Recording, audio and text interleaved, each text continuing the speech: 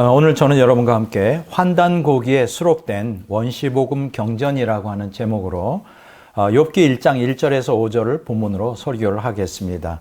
제가 본문을 읽도록 하겠습니다. 우스 땅에 욥이라 불리는 사람이 있었는데 그 사람은 온전하고 정직하여 하나님을 경외하며 악에서 떠난 자더라. 그에게 아들 7과 딸 3이 태어나니라.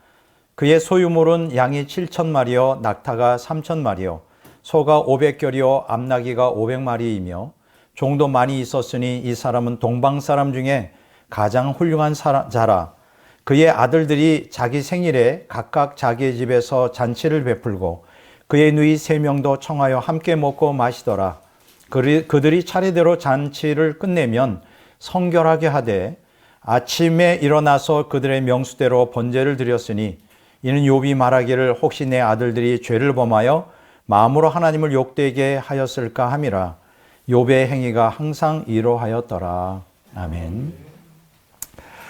저는 오늘 환단고기에 수록된 원시복음 경전이라는 제목으로 설교하려고 합니다. 지난 이 주제로, 그러니까 역사 설교는 오늘이 이제 마지막 설교가 되게 되었습니다. 오늘 매우 중요한 설교이기 때문에 오늘 여러분들이 집중하시고 이 말씀을 통하여 오늘 성령의 감화로 깊은 깨달음을 얻기를 바랍니다. 오늘 대한민국 강단 사학자들이 한민족 상고사의 기록인 환단고기를 정사로 받아들이지 못하는 아주 결정적 이유가 하나 있어요.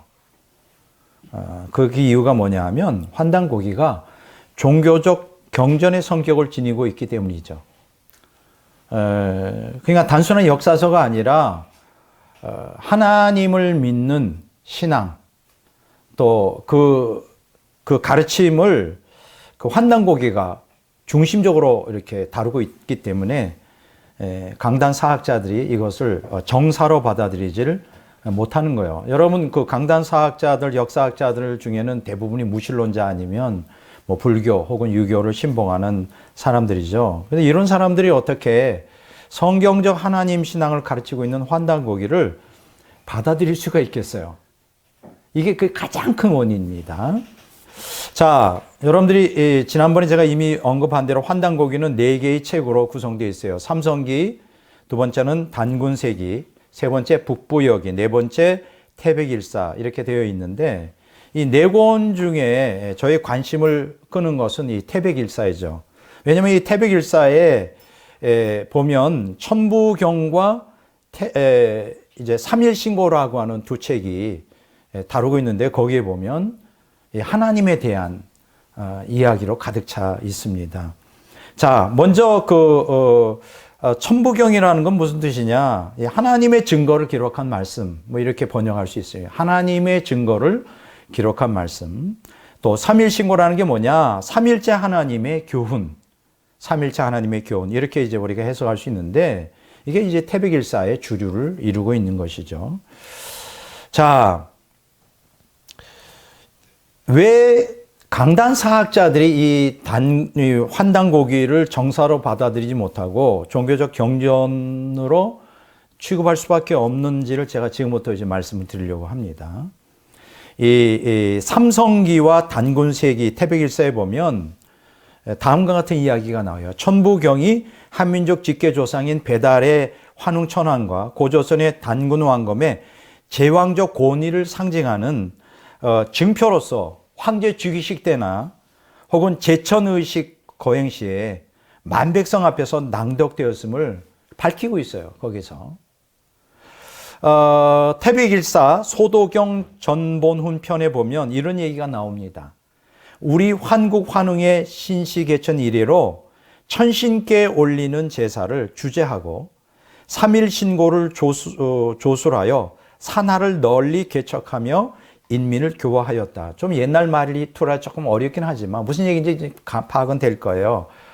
자, 그러니까는 황제가, 환국시대의 황제가 천신, 그러니까 살아계신 하나님께 제사를 드렸단 말이에요. 그걸 주관하는데 그때 당시에 삼일신고라고 하는 이 삼일신고를 백성들 앞에서 그거를 선포했다는 거예요. 그때 아주 초기부터. 그러니까는 이 삼일신고가 아주 초기 환국 시대부터 있었다는 거예요. 그래서 백성들을 교화하였다 이렇게 기록되어 있습니다. 또 삼성기라는 책에 보면 환웅천왕이 이 백성들을 교화할 때 천부경과 삼일신고를 강론하여 크게 가르침을 폈다라고 기록되어 있어요. 그리고 단군세기에 보면 11세 단군, 그러니까 단군이 한 사람이 아니라 수십 명의 단군이 쭉 내려온다는데 그 11세 단군 이름이 뭐냐면 도해원년에, 도해라는 사람이 원년에 천부경과 삼일신고에 대한 언급을 했어요. 그리고 단군 도해 46년 3월 달에 천부경과 삼일신고를 강연했다는 내용이 거기 기록되어 있습니다. 자, 그러니까 이 환단고기 안에는 이렇게 그 하나님을 예배하는 또 제사 드리는 내용들이 곳곳에 많이 나온다는 것입니다. 특히 단군세기에 보면 백성들에게 가르칠 때 천부경의 핵심 원리인 삼일체 하나님을 뜻하는 지빌함삼과 지빌함삼과 회삼귀일의 신비를 언급하고 있어요. 삼일체 하나님을 언급하고 있어요. 또 단군세기에 보면 33세 단군, 33대 단군이 감물이라는 분이 계신데 그분의 통치 7년에 하나님께 제사를 지내며 다음과 같은 송축문을 백성들 앞에서 낭독했다는 기록이 단군세기에 나옵니다. 자, 한문으로 보면 지빕함삼, 발음이 좀 이상하네요. 회삼귀일, 대연천계, 영생위법, 이걸 좀 쉽게 풀이하면 하나를 잡아 셋을 포함하고 셋을 모아 하나로 돌아가게 하는 삼일체 하나님의 이 계율을 온 누리에 널리 퍼뜨려 영세토록 변치 않는 법 이루오리다, 이런 뜻이에요. 이게 참 놀라운 것이죠. 자, 이러다 보니까 그 일반 강단 사학자들이 이걸 갖다가 그냥 일반 역사로 받아들이기가 어려운 거예요. 이게 종교적인 경전이란 말이에요. 참 그렇지 않아요? 그렇죠? 종교적인 경전이에요. 불교도가 어떻게, 무신론자가 이걸 어떻게 다루겠어요? 하나님을 선포할 수 있겠어요? 그래서 못하는 거예요. 자, 이렇게 환단고기는 한민족 고유의 천신신앙, 이 천신이라는 게 이제 하늘의 하나님이라는 뜻이죠. 이 천신신앙을 바탕으로 신교를 구체적으로 기록하고 있어요. 여기서 신교라는 거는 신의 가르침을 뜻하고요. 신의 가르침으로 세상을 다스린다. 참 좋은 것이죠. 하나님의 뜻을 따라 신정 정치를 하겠다 이거예요. 이게 우리 한국의 고유의 환국부터 내려오는 배달, 고조선, 부여, 심지어는 고구려, 백제 이렇게 쭉 내려오는 역사 속에 이게 그대로 내려오는 것입니다. 천신신앙과 신교의 원리가. 자, 이러한 신교 전통이 이렇게 역사를 검토해 보면 환국에서 시작됐어요. 배달국, 그 다음에 고조선, 그 다음에 북부여, 그 다음에 이어지는 고구려, 신라, 백제, 심지어는 고려 때까지도 그 흔적을 발견하게 됩니다. 놀랍지 않아요? 놀랍습니다. 자, 이 신교를 북부여에서는 뭐라고 불렀느냐? 대천교라고 불렀어요. 네, 북부여.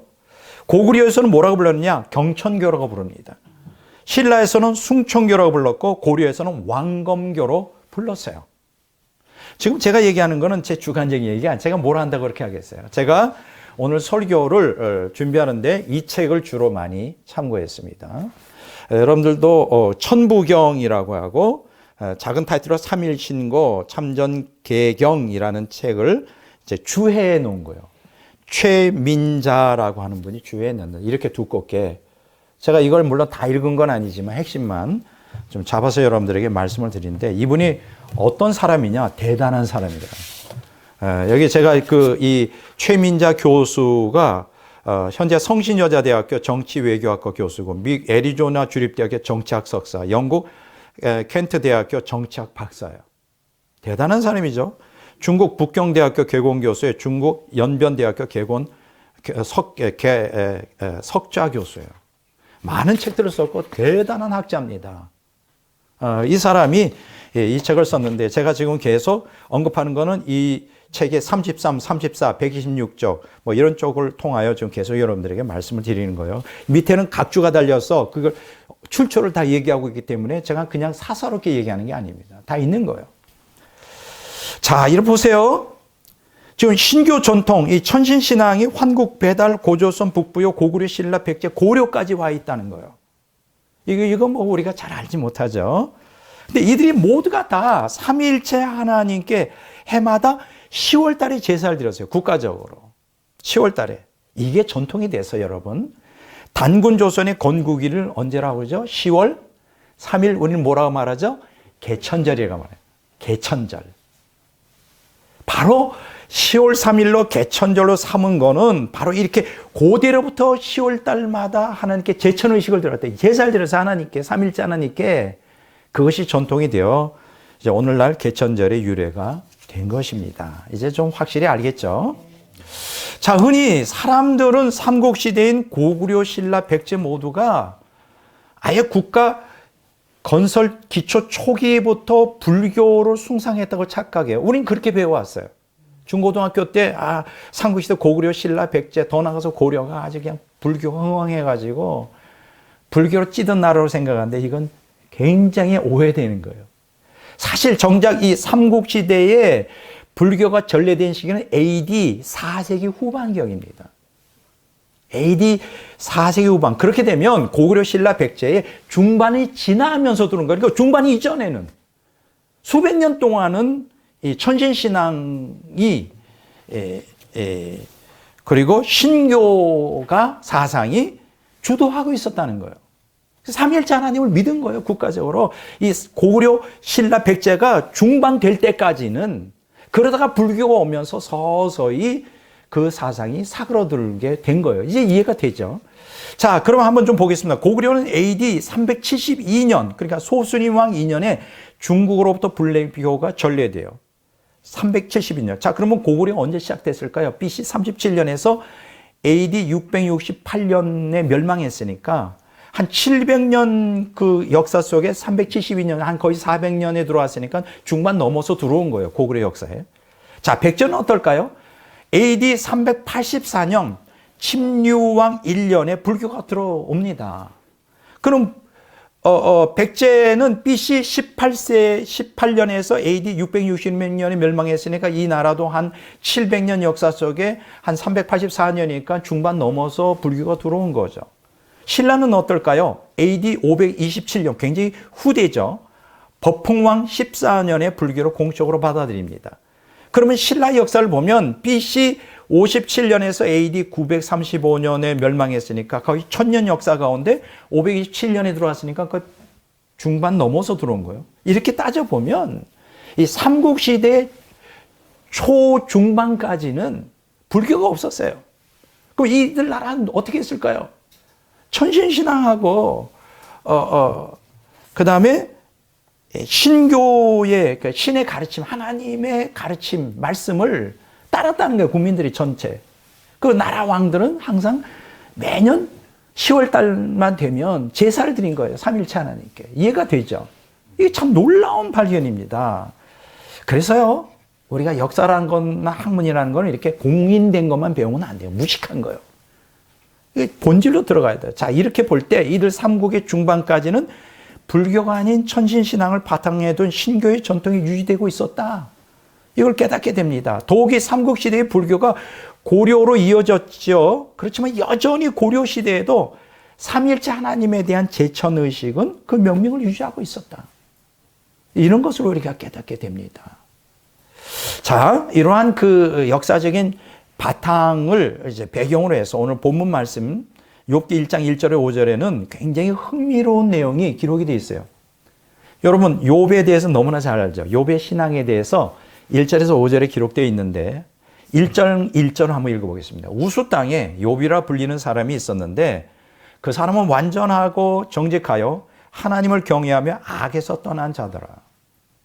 우리가 신구약 성경을 전체 보면 참 욥은 완벽한 신앙을 갖고 있었던 것 같아요. 뭐 우리 노아도 그렇고 아브라함도 훌륭한 신앙이고 다윗도 그렇지만 이들을 보면 다 흠결이 있어요. 근데 성경에 유일하게 흠결 없는 신앙에 대하여 극찬하는 인물인데 그게 바로 욥입니다. 여기 보면 완전하고 정직하여 하나님을 경외하면서 악에 떠났어요. 여기서 완전하다는 것은 하나님 앞에 신앙적으로 세상과 짝하지 않고 오직 하나님만을 경외했다는 뜻이죠. 그리고 여기서 정직하다라는 것은 사람 앞에 윤리적으로 불의를 행치 않았다는 거예요. 이러한 욥의 탁월한 신앙과 윤리는 욥기 31장에 보면 적나라하게 드러나겠어요. 나는 욥기 31장을 보면서 어떻게 이렇게 거룩하고 경건한, 어떤 면에서 완전히 이런 신앙을 이 가진 사람들이 구약도 아니고 신약도 아니고 아주 상고사 시대에 있을 수가 있을까? 이걸 굉장히 충격을 먹는 거예요. 자, 그런데 욥이 살던 곳을 봐요. 우수 땅이라는 곳이 모든 학자들이 말하기를 이게 도대체 어딘지는 잘 모르겠다. 정확한 위치를 모른다는 게, 모르는 게 당연하죠. 상고사 시대니까. 근데 한 가지 힌트를 잡는 게 욥기 1장 3절에 보면 욥이 동방 사람이라고 되어 있어요. 여기서 깨닫게 되는 것은 쉽게 얘기하면 동양에 욥이 살았다는 거예요. 동양, 오리엔트에, 이스트, 오리엔트에. 그러면 이 사람이 동양 사람이구나. 그러면 여기서 우리가 깨닫게 되는 건 옛날에 우리가 또 하나의 선민 아리랑 민족에 대해서 공부할 때 그 욕단의 후예가 동쪽, 동양으로 이주해 왔다 그랬잖아요. 아마 욥은 그 무리들 중에 속해 있었을 것이다. 욕단의 후예로서. 이렇게 우리가 추정해 볼 수가 있습니다. 동방 사람이에요. 동양 사람이에요. 자, 그런데 여기서 또 한 가지 흥미로운 사실을 발견하는 것은 신학자들은 욥이 아브라함과 동시대 사람이었다고 이렇게 얘기를 합니다. 아브라함과 동시대 사람이에요. 그러면 아브라함이 언제 사람일까? 이것도 정확한 연대가 나오잖아요. 학자마다 세 개의 어떤 연대로 이제 추측을 해요. 아브라함의 생애가 BC 2166년에서 BC 1991년까지 살았다 하는 학설도 있고, 또 어떤 사람은 BC 1911년에서 BC 1736년까지 살았다는 학설도 있으며, 마지막으로 BC 1800년에서 1700년, BC 1700년까지 살았다는 그 추정치죠. 아무도 몰라요. 아브라함이 언제 시대입니까? 그러나 2166년에서 1700년 상간에 어디에 사는 거 보니까 이 사람은 고조선 시대에 살았구나. 이게 추측이 되는 거예요. 여러분, 고조선이 언제 개국을 하죠? BC 2333년에. 그러니까 고조선이 개국한 후 언제입니까? 거의 한 200~300년이나 500년 그 상간 사이에 아마 욥이 살았어요. 자, 그러면 고조선의 영토가 어떻습니까? 환국 9족속을 다 통일했다 그랬죠? 그래서 하나의 거대한 제국을 만들었는데 그 9족속을 통일한 그 영토가 어느 정도냐면 중앙아시아로부터 시작하여 몽고, 시베리아, 양측강 위까지 광대한 거예요. 그게 거의 중국 대륙 거의 중심을 다 차지하는.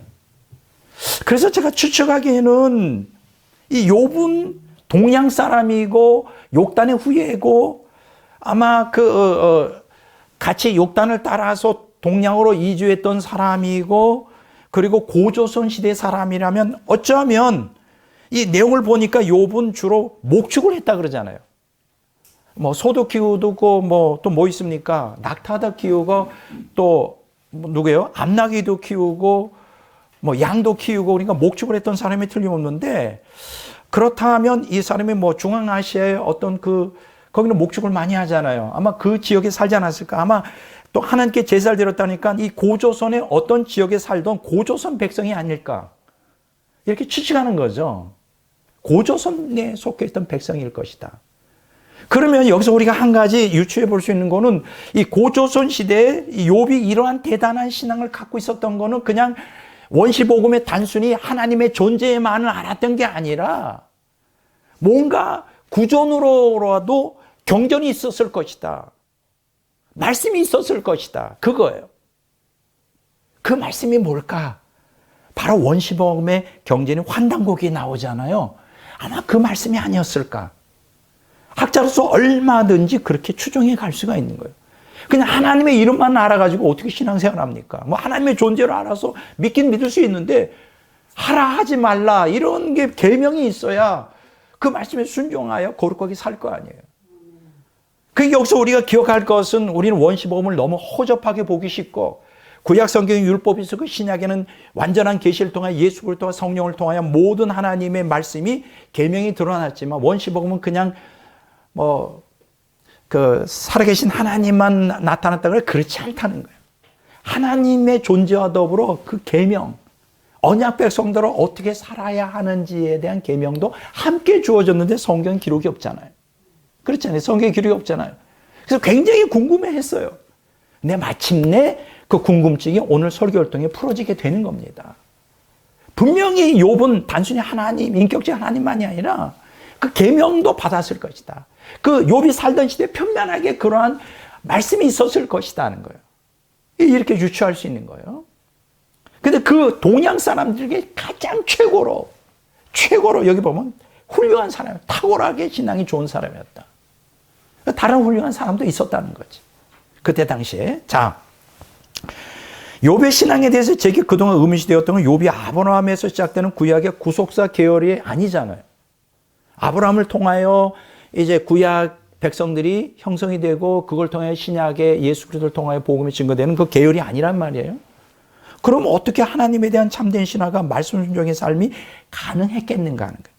그동안 저는 욥의 신앙이 아담과 에녹에 의해 전해 내려오는 원시복음에 근거가 있으면 그건 알고 있었어요. 그렇게 또 믿고 선포하고 있었고. 그런데 문제는 구약 성경에 계시된 원시복음에는 이러한 말씀 순종에 대한 자세한 계명이 없단 말이에요. 기록이 안 돼 있어요. 그렇죠?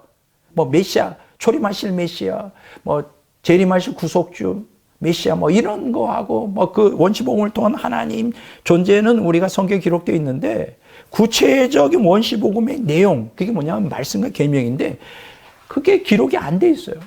그래서 고민을 많이 했어요. 왜 구약 이스라엘 백성 이전에 아브라함 이전의 사람들은 하나님의 계명을 어떻게 이해할 수 있었을까? 그런 것에 대한 흔적이 없으니까요. 그렇잖아요. 노아도 그때 당시에 완전하고 하나님과 동행했다는데 뭐를 근거로 그렇게 했을까? 이런 거. 아브라함도 사실은 그가 이스라엘처럼 십계명을 받은 건 아니잖아요. 아브라함도 사실 원시복음의 전통을 따라 하나님을 믿고 성경에 보면 아브라함에 대한 이 기록을 보면 그가 철저히 하나님의 말씀에 순종했다. 그럼 뭐를 근거로 순종했다? 계시로 매일 하라 하지 말라 했겠느냐? 아니라는 거예요. 아니라는 거예요. 그러니까 아담과 에녹에게 최초의 원시복음이 선포될 때 원시복음을 통한 살아계신 하나님과 플러스 하나님의 말씀과 계명이 함께 주어졌다는 거예요. 그게 구전으로 계속 노아 이전의 사람들에게 알려지고 특히 욕단의 후손들인 동이족이 동양으로 이주하면서 그 아담과 에녹으로부터 물려받은 하나님과 하나님의 계명을 따라 그 살고자 하는 이 뜨거운 열정의 신앙이 그때 이미 편만하게 갖고 있었다. 그러니까 노아 시대 사람들은 복음이 없어 망한 게 아니에요. 바벨탑 사람들은 복음이 없어서 그렇게 반영한 게 아니라고. 이해가 되죠? 하나님에 대한 믿음과 하나님의 말씀과 계명이 이미 편만하게 주어졌어요. 구전을 통하여. 예.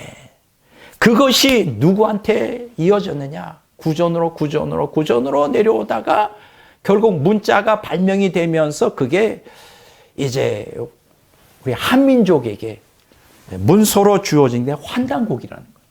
그래서 제가 오늘 제목이 환단곡에 수록된 원시복음 경전. 제가 원시복음 경전을 제가 마침내 발견했다는 거예요. 이게 오늘 굉장히 중요한 얘기입니다. 자, 태백일사 소도경전 본문편에 보면 이런 얘기가 있어요. 천부경은 환인이 다스리는 황국으로부터 구존되어 내려오던 글이라는 거예요. 구존되어 내려왔어요. 그리고 단군조선이 이르러 그 배달국 시대에 환웅이 우리나라 최초의 문자인 사슴 발자국 모양의 녹도 문자로 기록했어요. 신하에게 명령해서. 저는 아직 이 녹도 문자가 뭔지를 잘 몰라요. 이렇게 사슴 발자국 모양인가 봐요. 사슴 발자국 모양. 그게 문자예요. 이제 그리고 단군 조선 이르러 전문으로 전해야 돼. 이게 전문이 한문 이전에 갑골문인지 그건 잘 모르겠어요. 그래서 저도 연구를 더 해봐야 돼요. 제가 이것을 연구한 게 지금 오늘 설교가 2주 동안 연구하고서 하는 거기 때문에 아직은 수박 거달기라 이제 좀 더 깊이 연구하면 나올. 전문이 아마 갖고 온 문인지 모르겠어요. 전문으로 전해졌고 오늘날 천부경은 훗날 신라 말기의 최치원이 전자로 기록해 놓은 이 전문으로 되어 있는 옛 비석을 보고 그걸 한문으로 옮겨서 또 한 거예요. 그러니까 제일 먼저는 이게 구전으로 내려오다가 녹도 문자로 사슴 발자국 모양의 녹도 문자로 됐다가 이게 각골문인지 뭔지는 전문으로 됐다가 이게 이제 한문이 기록이 돼서 오늘날까지 이제 문서로서 남아 있는 거예요. 그러니까 이 환단고기의 이 역사는 굉장히 오래된 거예요. 아주 거의 인류의 시원에까지 도달하는 그러한 내용이 여기에 있는 거예요. 자, 그러니까 우리가 여기서 깨닫게 되는 것은 하나님은 아담과 에녹에게 주신 원시 복음을 또 다른 선민인 욕단의 후손 한민족의 경전으로 기록하도록 허락했다는 거예요. 이걸 한민족이 받았다는 거예요. 하나님의 선민인 히브리 민족은 아브라함을 통하여 이스라엘에게 하나님이 모세를 통하여 십계명과 율법을 주셔서 그게 신약까지 이르렀고 원시 복음의 경전은 우리 한민족에게 주셨다는 거예요. 그래서 우리도 또 다른 선민 아리랑 민족이라는 거예요. 이게 굉장히 중요한 얘기죠. 아주 대단히 중요한 얘기예요. 물론 저는 원시복음 경전이라고 할 때 성경과 동급으로 취급하지 않습니다. 이제 제가 알려지지 않은 학자이기 때문에 아무도 저를 이단 시비 걸지 않아요. 아무도 관심 없어요. 그러나 제가 교인이 1000명이 되고 10,000명이 되고 10만 되면 그때부터 이제 백목사 이단이야. 원시복음은 경전이 있다고 이게 성경과 같은 것이라고 이단이야. 제가 그렇게 무식한 사람입니까? 성경과 동급으로 보지 않아요. 오해하지 마세요. 또 영감받은 성경과 영감받은 경전이라고도 말하지 않아요. 그렇다고 성경처럼 오류가 없는 책이라고 생각하지 않습니다. 난 그렇게 말한 적 없어요. 앞으로도 그렇게 말하지 않습니다. 다만 천부경과 삼일신고는 신구약 성경에 기록된 인간 구속의 본질을 본질적으로 깊이 다루고 있어요. 제가 충격을 먹은 것은 제가 신구약 성경의 핵심이 있잖아요. 엑기스, 복음의 핵심이 이 천부경과 삼일신고에 다 들어와 있어요.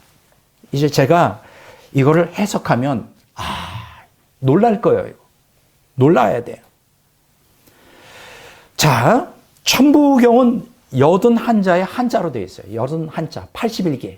아주 간단하죠. 근데요, 그 내용에 보면 세 가지를 언급하고 있습니다. 81자 안에 삼일체 하나님의 존재 방식, 두 번째, 삼일체 하나님에 의한 만물 창조, 세 번째, 삼일체 하나님과 인간의 생명연합, 즉 이걸 뭐라고 말하냐, 인중천지일이라고 그래요. 인중천지일. 하나님 생명, 삼일체 하나님과의 생명연합을 이렇게 가르치고 있어요. 놀랍지 않아요? 자, 두 번째 삼일신고는 총 366자의 한자로 구성되어 있어요. 366자. 짧죠, 그러니까. 그런데 여기도 엄청난 내용이 나와요. 삼일체 하나님과 인간의 생명연합, 인간이 생명연합할 수 있는 방법을 가르쳐요.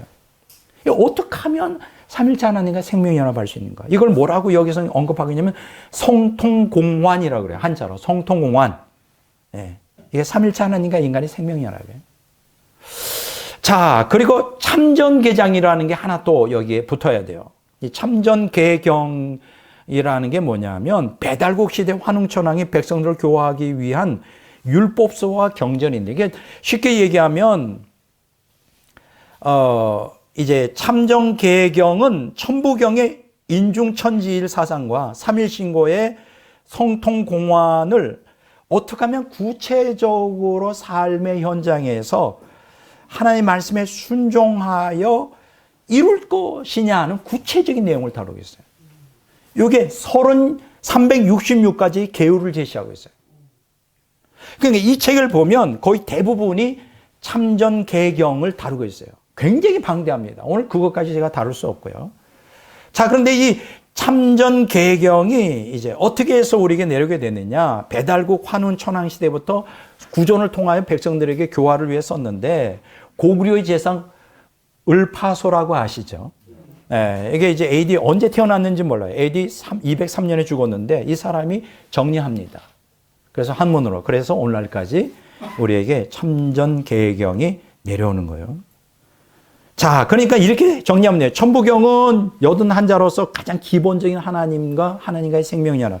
삼일신고는 총 366자로 어떻게 하면 하나님과 생명연합을 할 수 있는가를 방법을 가르치고, 그런 궁극적으로 참전계경은 이 천부경과 삼일신고를 결합하여 구체적으로 우리의 실생활 가운데서 어떻게 하면 삼위일체 하나님과 생명연합하느니 방법을 가르쳐주고 있어요. 놀랍죠?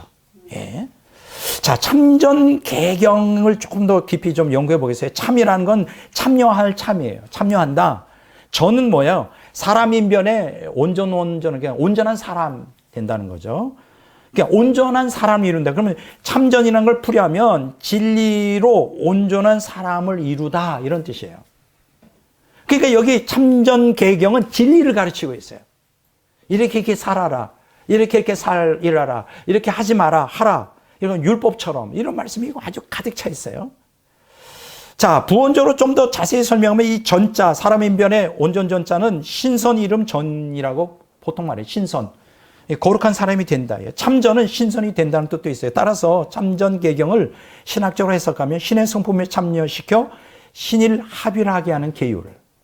그러니까 하나님 말씀에 순종하면 신의 성품에 참여해서 신인 하나님과 합일된다는 거예요. 놀랍지 않아요? 여러분, 이거 신학자가 아닌 건 풀 수가 없어요. 지금 제가, 이분은 세계적인 학자인데 계속 처음부터 끝까지 뭔 얘기하는지 그냥 방황하다가 끝나요. 지금까지 아무도 이걸 풀 수가 없습니다. 신학자만 풀어요. 왜냐하면 이게 하나님, 성경에 계신 하나님의 원시복음의 경전을 다루기 때문에 이거는 신학자가 아니면 죽었다 깨어나도 아무도 풀 수 없어요. 지금까지 수많은 사람들이 이거를 이 천부경, 삼일신고, 참전계경을 풀려고 했는데 앞으로는 못 풉니다. 놀랍지 않아요? 이만큼 이 놀라운 책이에요. 자, 그러면 간단하게 제가 천부경, 삼일신고, 참전계경을 이렇게 설명하도록 했어요. 좀 더 구체적으로 이게 얼마나 놀라운 책인가. 이 천부경은 세 개로 나누어집니다. 상경, 중경, 하경. 상경에 보면 이제 주제가 삼즉일, 일즉삼위, 뭐야? 삼위일체 하나님을 얘기하는. 삼위가 하나고 한 하나님과 한 분이 삼위다. 삼일체 하나님. 그래서 요거는 성부 하나님의 조화경이라고 부릅니다. 자, 태백일사의 삼신오제 본기 편에 보면 표운천사라는 글이 있어요. 거기 보면 삼일체 하나님에 대해 다음과 같이 설명하고 있습니다. 잘 들어보세요.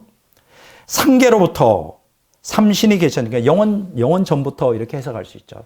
삼신이 계셨으니 곧 한 분의 상제시라. 상제가 한 분이라는 거예요. 하나님이. 주체는 곧 일신이요 각신이 따로 있음이 아니고 쓰임만 삼신이니라. 놀랍지 않아요? 이거는 삼위일체 교리에서 핵심으로 꽉 찌르는 거예요. 거의 기절할 뻔했어요.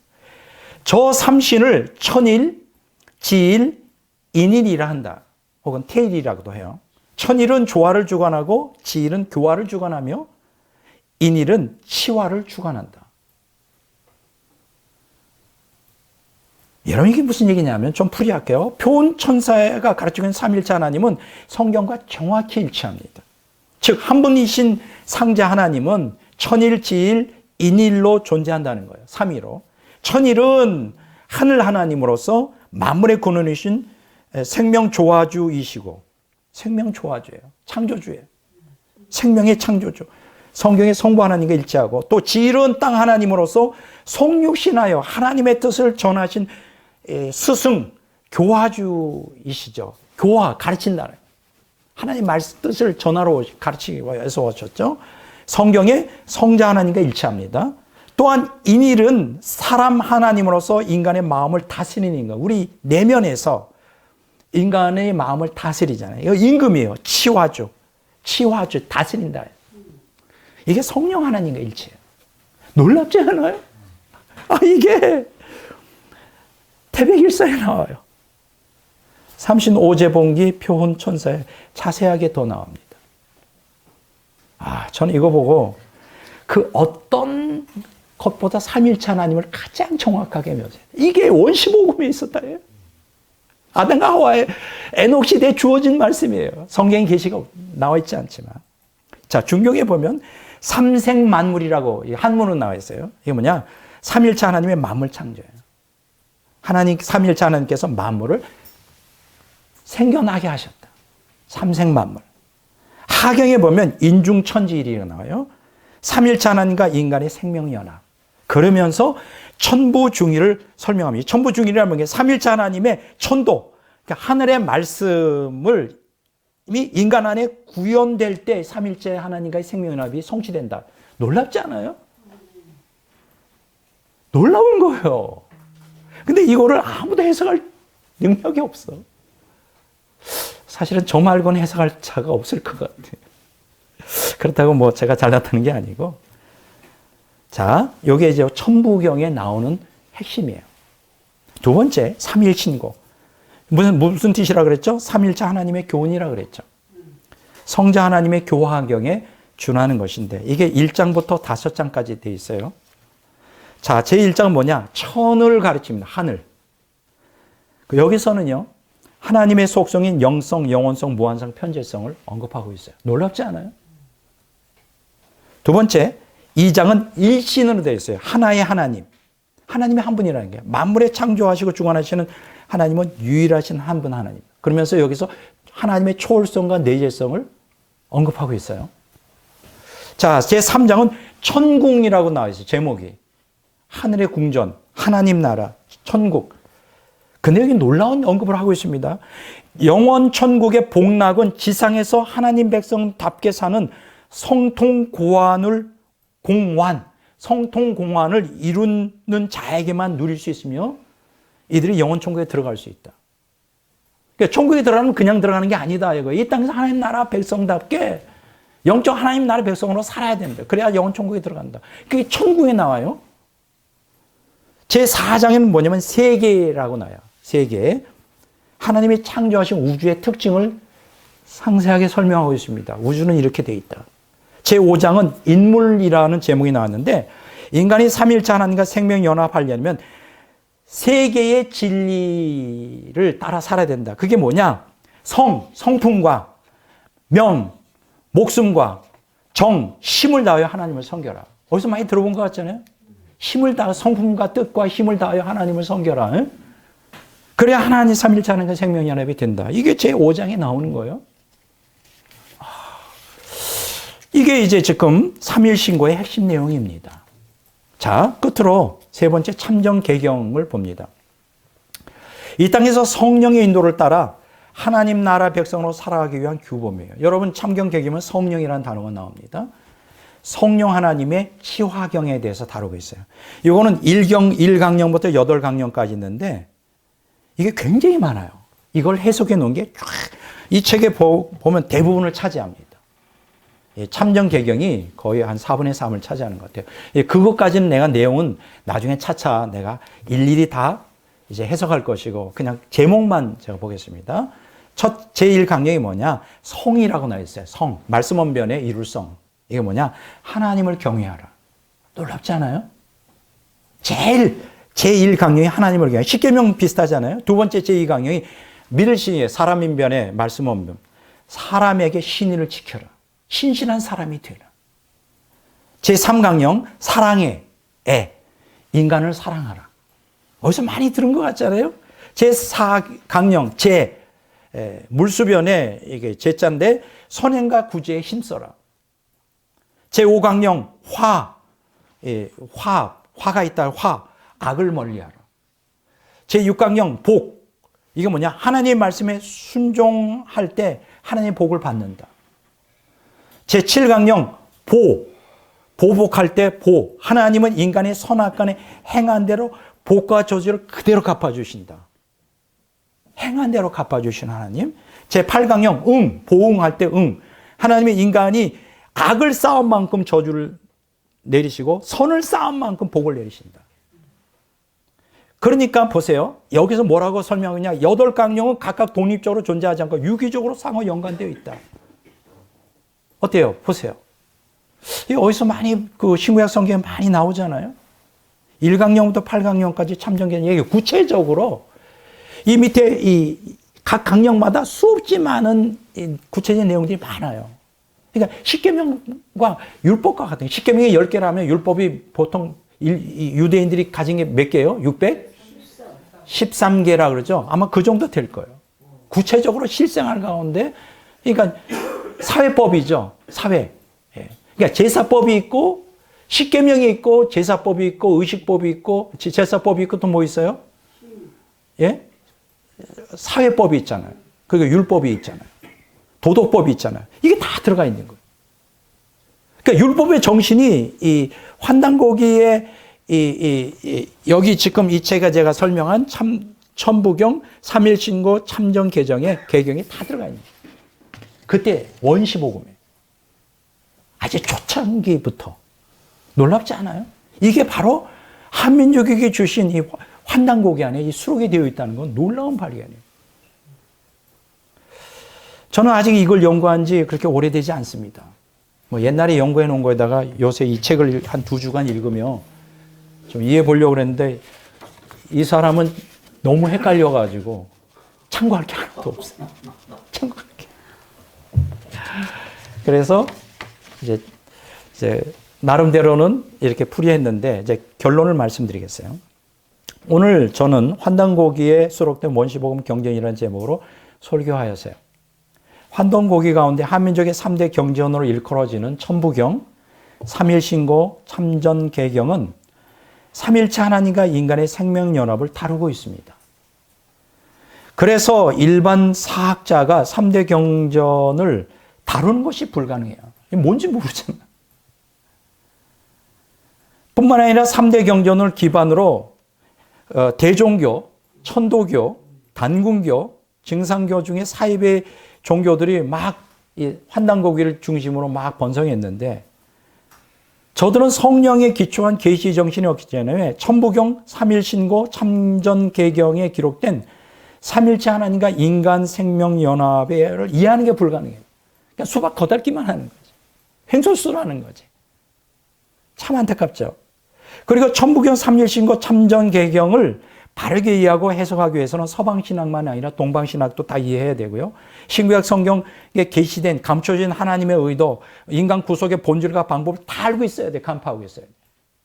그러니까 성경을 정확하게 간파하지 않으면 이게 나올 수가 없어요. 그런 연유로 천부경, 삼일신고, 참전개경 연구는 하나님이 저에게 맡기신 사명이라고 저는 생각하게 됐습니다. 난 부족하지만 왜냐 아무도 과거에도 없었고 앞으로도 없어요. 한 사람 이걸 어떻게 풀 수가 없어요. 부족하지만 하나님이 저에게 맡긴 사명이라고 생각합니다.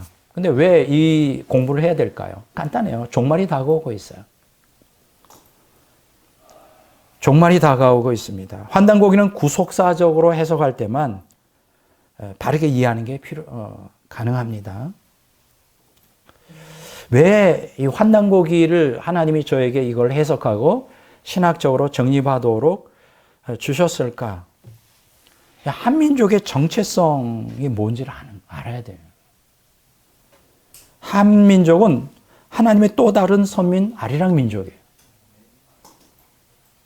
그리고 한민족의 사명은 복음으로 세계 선교를 위하여 널리 인간을 이롭게 한다는 고조선 건국이념인 홍익인간 사상을 구현해야 되는 민족이에요. 여러분 홍익인간 사상이 이 고조선 건국이념이라는 거 아시죠? 이 홍익인간이라는 게 뭐예요? 널리 인간을 이롭게 하는 민족이라는 거예요. 우리 그러면 한민족이 뭐로 이롭게 할까? 복음으로 이롭게 해야지.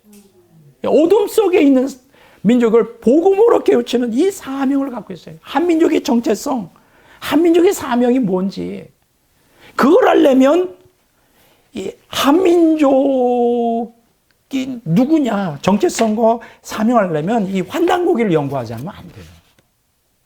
우리는 고매우선이 아니란 말이에요.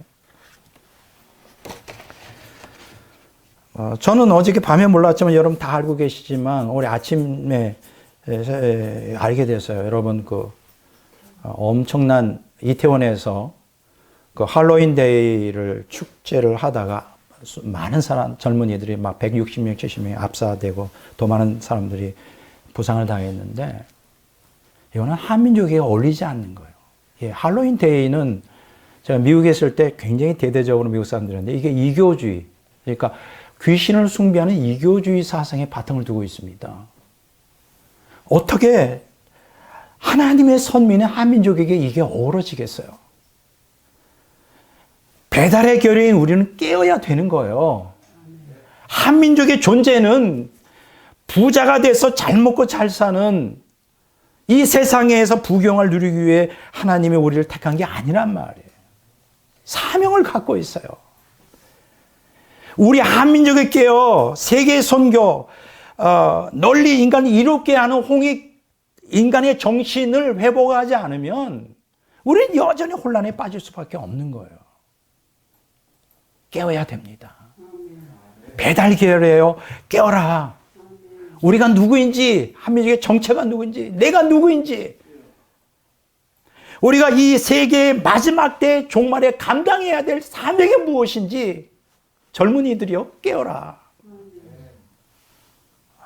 이번에 그 압사 사고 때문에 죽은 분들은 너무 슬프고 가슴 아픈 일이죠. 젊은 날에.